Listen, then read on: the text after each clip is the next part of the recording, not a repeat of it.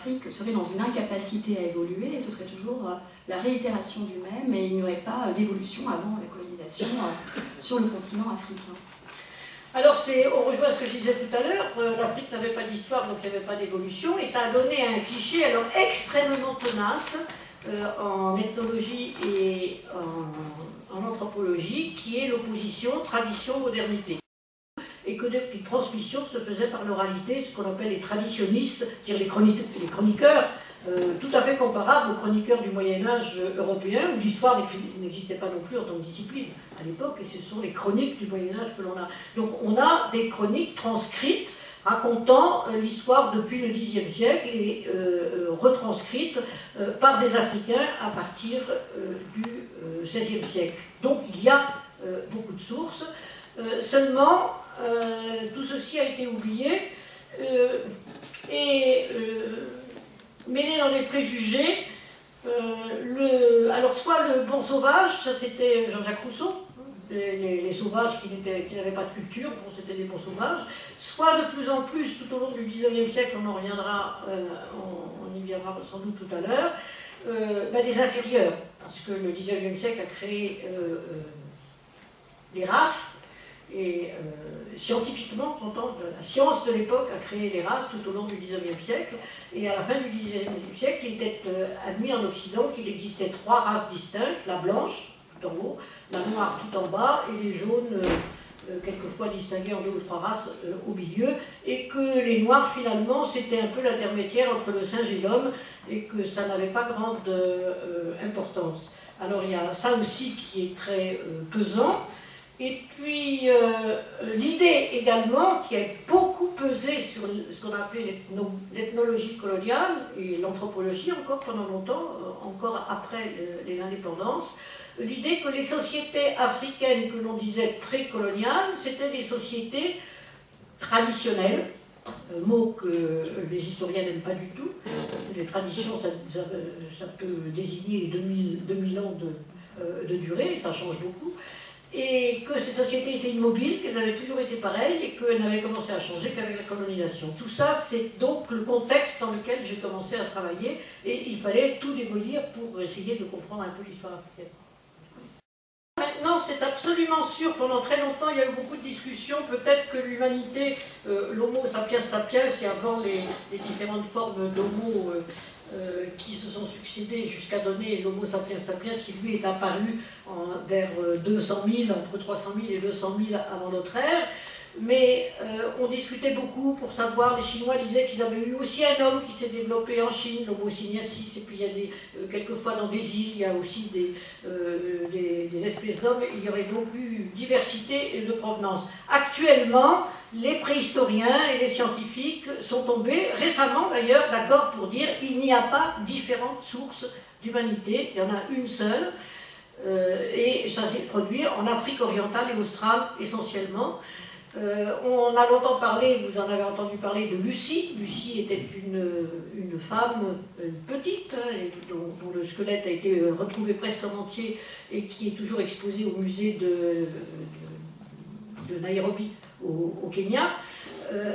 Lucie, en fait, n'est qu'une espèce de grande tante avortée, je dirais, dont la lignée a échoué, qui daterait de 9 millions avant aujourd'hui. Maintenant, on en est avec quelques autres ossements à 13 millions d'années avant aujourd'hui. Et je dirais que pratiquement tous les mois, les archéologues préhistoriens trouvent de nouveaux ossements, soit en Afrique de l'Est, soit en Afrique centrale, soit au Tchad, soit en Afrique australe. Actuellement, les plus anciens, c'est l'Afrique australe. Il y a eu des vagues de mouvements de ces premières populations. Alors ça a commencé par Homo habilis, Homo erectus, enfin, l'homme debout qui se servait de 2 pattes au lieu de 4, l'homme et la femme d'ailleurs, qui se servait de ses mains par conséquent, qui est descendu des arbres par conséquent, parce que les ancêtres sont des... Alors là, si on remonte à 50 millions d'années, on trouve une diversification entre les grands singes et ce qui allait devenir l'être humain. Et quand on remonte à 100 millions d'années, on trouve encore les premiers indices. Bon ben, disons pour le début de l'évolution de l'humanité, c'est plutôt actuellement 13 millions d'années, et ces différentes sortes d'hommes, d'êtres humains, ont donné finalement l'homo sapiens sapiens, en 200 000 avant notre ère, qui, chaque fois avec des vagues de mouvements qui se sont dispersées, il y a au moins 3 vagues différentes de gens qui ont traversé le monde et qui se sont retrouvés un petit peu partout. Alors ça, c'est vraiment disons que c'est intéressant pour savoir connaître les origines de l'humanité, bien entendu. Pour l'histoire, c'est secondairement intéressant, je dirais, dans la mesure où on est obligé de sauter des millions d'années pour arriver à l'histoire proprement dite, c'est-à-dire le moment où on connaît, où on a des connaissances continues et non pas très discontinues, qui ne reposent essentiellement que sur trouver des restes de squelettes. Et ça, c'est, disons, 5000 ans avant notre ère, et ça commence en Mésopotamie, en Égypte. Avant la colonisation, il y a au XIXe siècle, une histoire du XIXe siècle pré-conquête coloniale, extrêmement diversifiée, que l'on connaît très bien maintenant parce qu'il y a des sources de toutes espèces. Avant le XIXe siècle, vous avez des formations politiques aussi que l'on connaît. Disons qu'on peut reconstituer une histoire précise de ces formations politiques et de leur évolution depuis le XVIe siècle. Avant le XVIe siècle, on repose davantage sur des recueils, des collectes de souvenirs. C'est vrai que ça peut être discontinu, mais il n'empêche qu'il y a eu de très grands chocs périodiques dans le continent africain. Il y a d'abord eu l'extension des populations africaines elles-mêmes à travers le continent, que l'on a étudié par la diffusion des familles linguistiques. Donc vous connaissez la famille linguistique, on en a beaucoup parlé, indo-européenne, qui serait l'origine linguistique des populations qui vont de l'ouest, disons du Portugal et de la France jusqu'au nord de l'Inde, d'où l'appellation indo-européenne, c'est-à-dire il y a quelques millions d'années, un groupe, pas nécessairement important, qui parlait une langue qu'on ne connaît pas, le proto-indo-européen. Et puis ils se sont dispersés pendant des siècles, ils ont été dispersés pendant des dizaines de siècles, ils ont été séparés les uns des autres, donc ces langues ont évolué séparément et ont donné des langues complètement distinctes, qui fait qu'aujourd'hui, un petit anglais et un petit français au moment de leur naissance ne comprend pas la langue de l'autre, alors que les deux langues sont de famille indo-européenne. En Afrique, c'est la même chose, mais vous avez non pas une grande famille linguistique, vous en avez 4. La première, on n'en sait pas grand-chose, c'était population originelle qui était repoussée par les autres et qui finalement se retrouve maintenant aux confins du désert du Kalahari, au sud de l'Afrique. Ce sont des langues dites Khoi et San, caractérisées par ce qu'on appelle les langues à clics, c'est-à-dire vous avez un certain nombre de mots, de sons qui sont... J'avais un collègue sud-africain qui s'appelait le professeur. Alors, c'était pas simple du tout pour les gens qui ne connaissent pas les clics parce qu'évidemment, après, il y a eu des tas de... les langues, c'est vivant.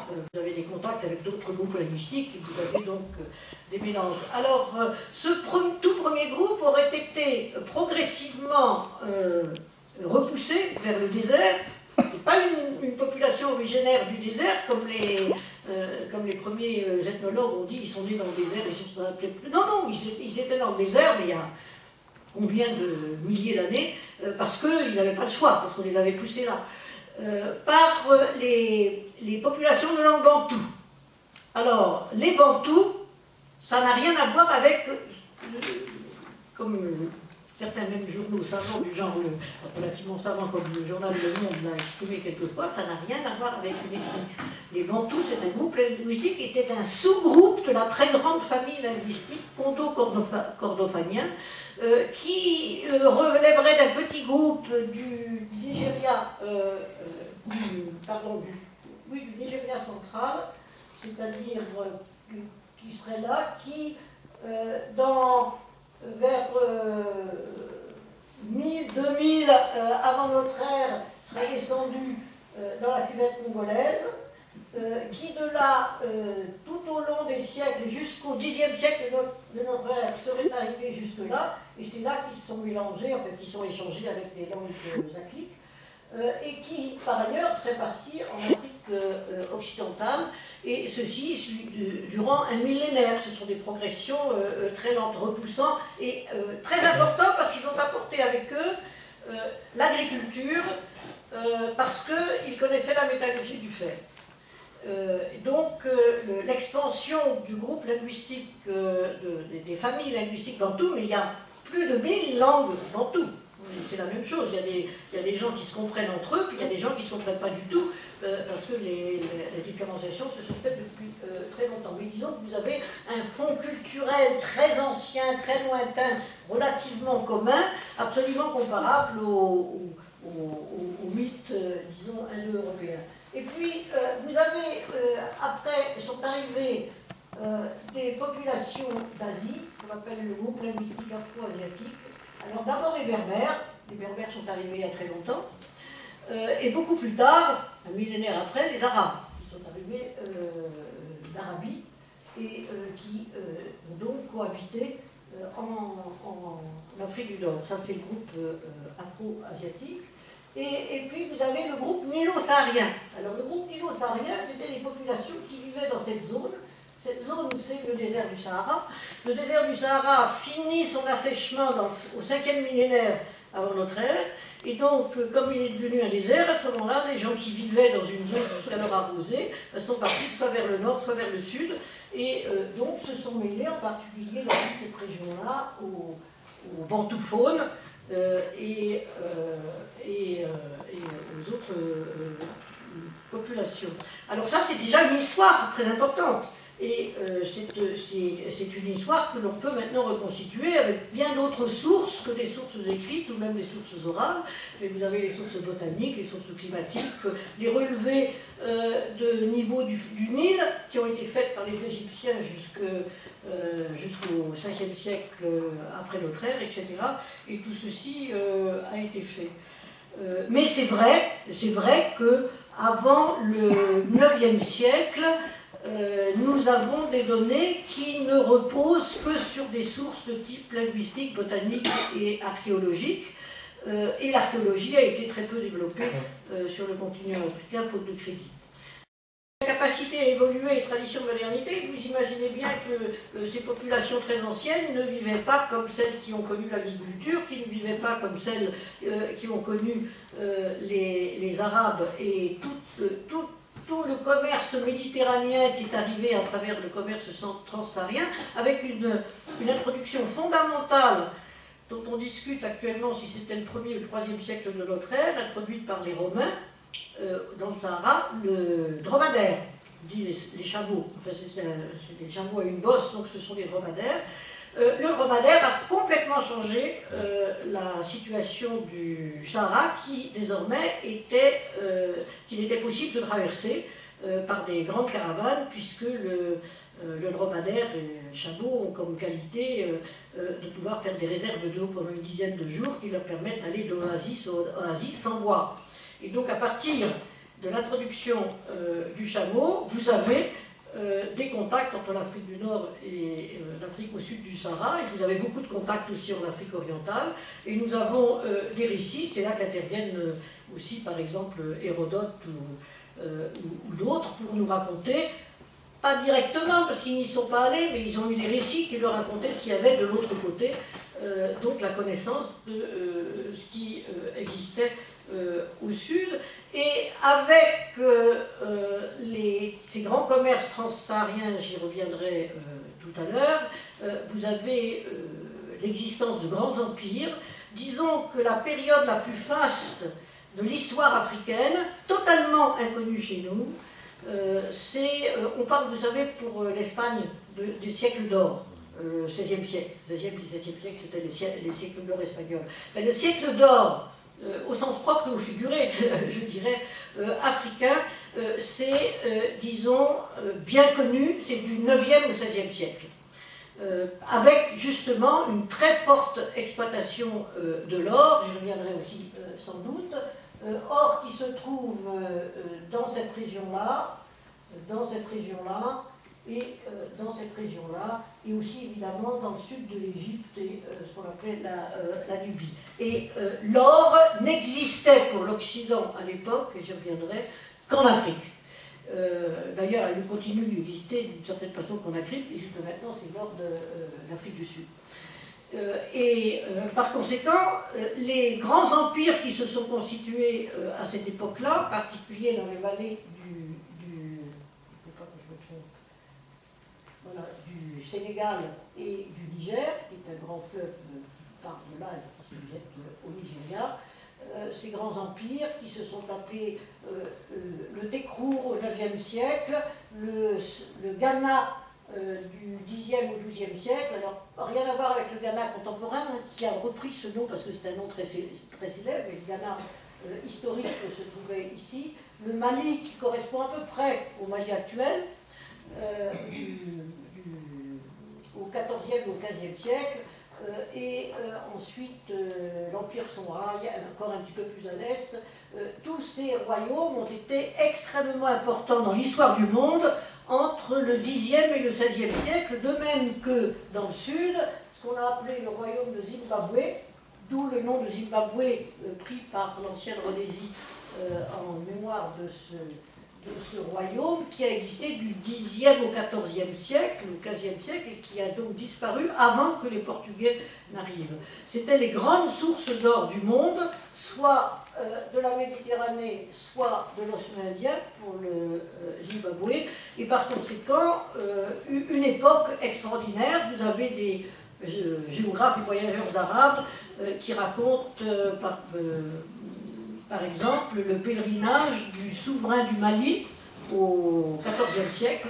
Le souverain, le titre c'était le Kankan Moussa, a fait le pèlerinage de la Mecque, XIVe siècle, milieu du XIVe siècle, accompagné de 2000 suivants, évidemment, une quantité formidable de gens, de chameaux, et quand il est passé par le Caire, arrivant donc d'ici, passant par là, donc traversant toute cette zone, arrivant au Caire, il apportait tellement d'or qu'il y a eu une inflation formidable provoquée au Caire par l'apport d'or du souverain du Mali, qui ensuite a fait le pèlerinage de la Mecque. Il n'est pas le seul, il y a eu beaucoup d'autres gens qui n'ont pas raconté leur histoire parce qu'ils n'étaient pas des grands chefs, qui ont fait le pèlerinage. Et il y a un autre souverain du Songhai, au XVe siècle, dont on connaît aussi le récit de son pèlerinage à la Mecque, et vous n'imaginez pas bien qu'il n'allait pas tout seul. Donc il y a eu une grande période historique qui a été complètement oblitérée par l'histoire du monde, et que l'on a simplement essayé de rétablir il n'y a pas longtemps. Si vous vous souvenez, il y a quelques années, il y a eu c'était 2007, l'introduction, à la suite de l'application de la loi d'Aubira qui demandait que l'histoire africaine, enfin l'histoire de la traite et de l'esclavage soit enseignée dans les écoles, entre autres, à l'application de cette loi, parce que l'Afrique n'est pas enseignée du tout dans les programmes scolaires français. 3 heures en classe de 5e, 3 heures sur l'année, 3 heures d'histoire pour enseigner les grands empires soudanais. C'est-à-dire ce qu'on appelait soudanais, ça n'a rien à voir avec le Soudan au sud de l'Égypte actuellement, c'est le terme géographique de la zone soudanaise, c'est la zone intermédiaire entre le désert et la savane, zone sahélienne, ce qu'on appelait le Soudan occidental. Donc les grands empires du Soudan occidental, 3 heures dans l'année d'histoire en classe de 5e ou 4e, je ne me souviens plus, sur l'ensemble du programme d'histoire, ça provoquait un tollé général. Qu'est-ce qu'on va enseigner? Pas nombreux. Et puis ensuite, il y a eu effectivement des périodes davantage connues ici, qui sont les périodes des traites esclavagistes extérieures, traites qui sont allées dans tous les sens et qui ont commencé à être très importantes, surtout au XVIIe et au XVIIIe siècle, au début du XIXe siècle, du côté de l'Atlantique, traite des esclaves, qui a précédé des périodes de turbulence très fortes. Alors, la période des traites est très bien connue maintenant, mais très travaillée, disons, il y a encore beaucoup de choses à trouver, mais elle est très travaillée. Et la période du XIXe siècle, avant la colonisation, est très travaillée aussi, puis ensuite la colonisation. Donc c'est une histoire extrêmement complexe, très longue, très riche, et qui a été extrêmement peu travaillé jusqu'à ces 30 dernières années, et très peu connu jusqu'à ces 5 ou 6 dernières années, sauf par les spécialistes. Alors peut-être deux choses justement. Vous parlez d'ethnie, et en fait, dans l'ouvrage, vous montrez bien qu'il y a des États véritables, et certes pas forcément à la manière occidentale, mais qu'il y a vraiment effectivement des États véritables, et quand on parle de tribu, c'est un découpage colonial, et pareil pour l'ethnie, hein, c'est un faux concept, première chose. Et deuxième chose, on parle effectivement souvent à propos de l'esclavage en Afrique, de la traite, et en même temps l'esclavage existait bien avant, à l'intérieur même de l'Afrique, et les sociétés africaines étaient aussi des sociétés inégalitaires, et il y a eu des rapports difficiles entre races, entre guillemets, bien avant le rapport blanc-noir. Oui, alors vous avez deux questions. Vous aviez deux questions. Attendez, la première sur les ethnies. Oui, alors, il faut se dire que le continent africain, le continent subsaharien, est extrêmement vaste. C'est 30 millions de kilomètres carrés, 3 fois grand comme les États-Unis. Actuellement, 56 États différents. Des très grands comme la RDC, République démocratique du Congo, ou le Nigeria, des tout petits comme la Gambie ou le Rwanda, et puis des moyens. Le Mali fait partie des grands États, mais avec une grande partie désertique, donc relativement pas très peuplée. Donc des États extraordinairement différents, des parties, disons, extraordinairement différentes dans l'histoire. Vous avez toutes les formes de climat, vous avez le désert, vous avez le Sahel, c'est-à-dire des zones essentiellement d'élevage, parce qu'il n'y a pas assez de pluie pour les agriculteurs. Vous avez de très grandes zones de savane, avec alternance de saisons des pluies et de saisons sèches, qui fait qu'il y a une cohabitation qu'il y avait énormément en cohabitation de l'agriculture et de l'élevage, avec maintenant de moins en moins d'élevage à cause de la pression démographique, donc l'agriculture l'emporte, et puis les zones de forêt de plus en plus denses au fur et à mesure qu'on arrive vers l'équateur, l'équateur passant ici, mais à peu près ici, mais l'équateur climatique et plus au nord. Il y a un déséquilibre entre l'hémisphère nord et l'hémisphère sud.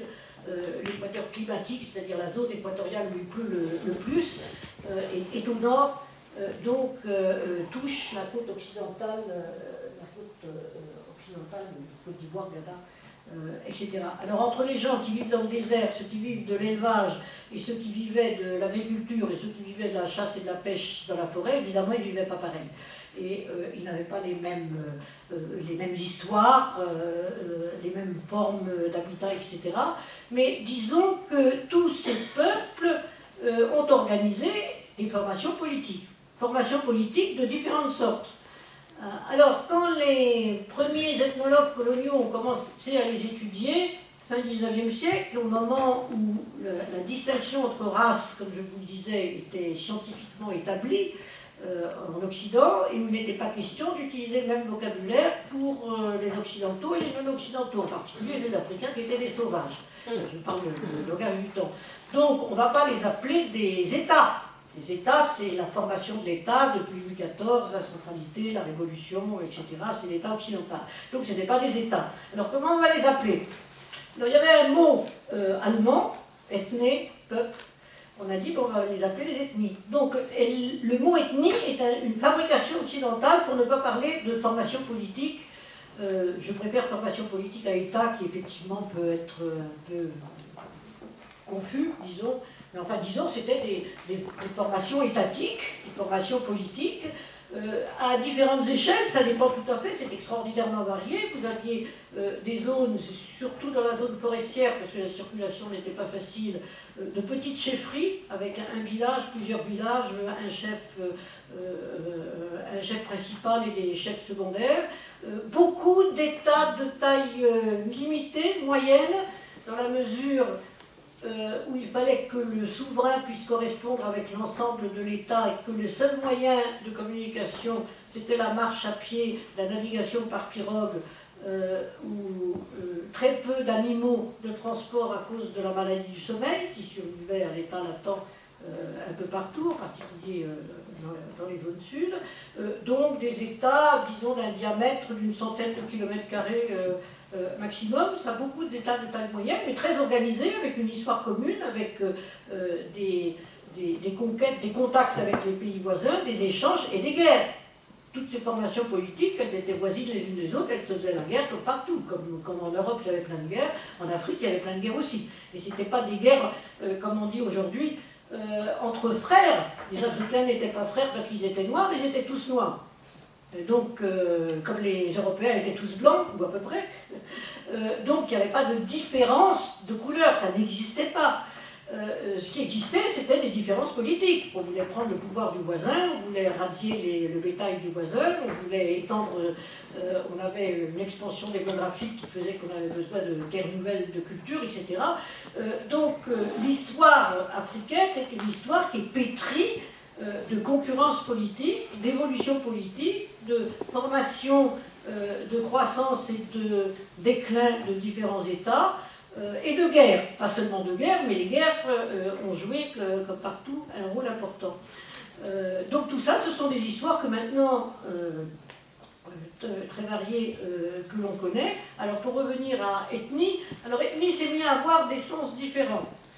Ethnie, ça voulait dire donc, dans le vocabulaire des chercheurs de l'époque, des formations politiques avant la colonisation. Et puis il y a eu la colonisation.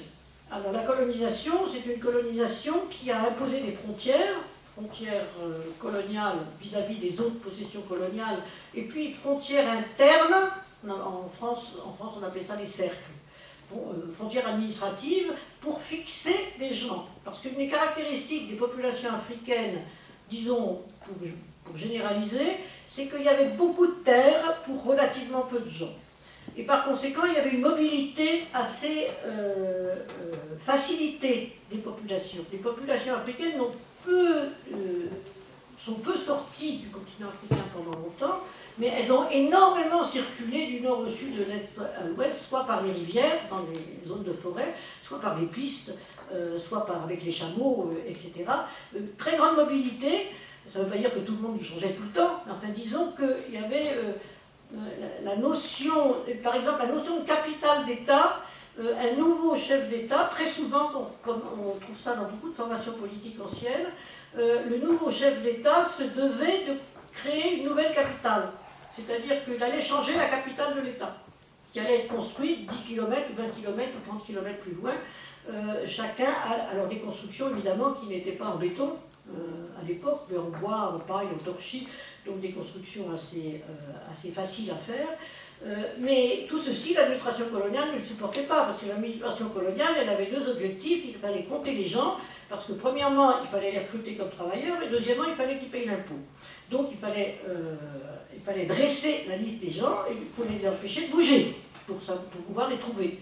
Et donc on a dit, eh bien, ce cercle-là, ça va être le cercle qui va être occupé par l'ethnie Baoulé, l'ethnie Gourou, l'ethnie ceci. Donc on a géographiquement fixé des peuples, ou des fragments de peuples qui n'avaient pas nécessairement un territoire toujours le même, dans la mesure où quand il y avait un essor démographique, le territoire s'étendait, au dépend des voisins, et quand il y avait une restriction démographique, le territoire se restreignait. Et ce qui comptait pour un souverain, des conceptions politiques différentes, ce qui comptait pour un souverain, ça n'était pas le territoire qu'il dominait, c'était les gens qu'il dominait. Et donc les gens, ça bouge.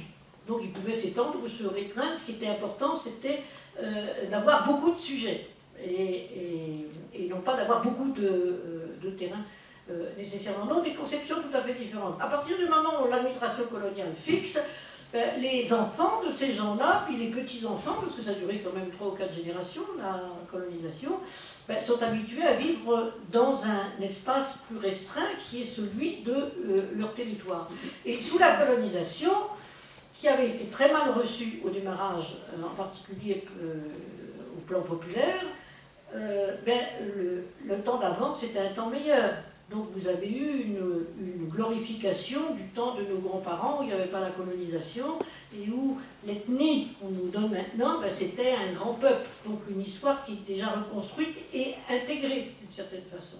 Et donc le mot ethnie a un sens différent sous la colonisation.